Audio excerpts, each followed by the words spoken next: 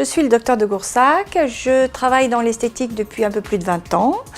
J'ai fait une trentaine de publications scientifiques dans les journaux français et anglais et je participe aux congrès internationaux depuis un peu plus de 20 ans, aussi bien en France qu'à l'étranger. Je suis tout à fait passionnée par le métier de l'esthétique, ça fait 20 ans que je le fais et j'ai vu l'innovation, j'ai vu l'évolution.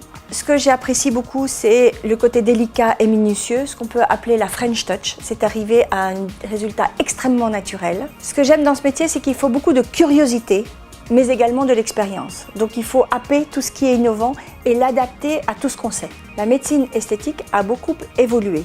Par exemple sur le visage. Dans les premiers temps, on traitait les rides. Puis après, on a rehaussé les traits, on s'est occupé des volumes. Et maintenant, on s'occupe surtout de la qualité de la peau. Le côté frais, le côté sain.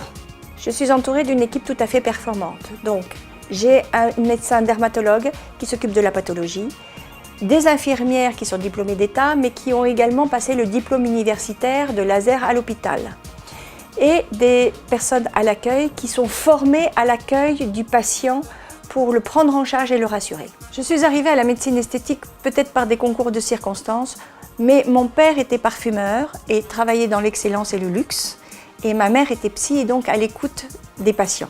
Nous avons eu de récentes évolutions, par exemple 3 points. Nous avons pu traiter les poches malaires qui étaient intraitables. Nous avons pu faire la blépharoplastie médicale avec une vraie rétractation de la paupière supérieure et un lissage de la paupière inférieure sans chirurgie. Et nous avons pu par exemple remonter des fesses avec des fils tenseurs. Il nous reste quelques combats à mener. Par exemple, les cicatrices qu'on n'arrive pas à effacer. On peut les atténuer, mais on ne peut pas les effacer.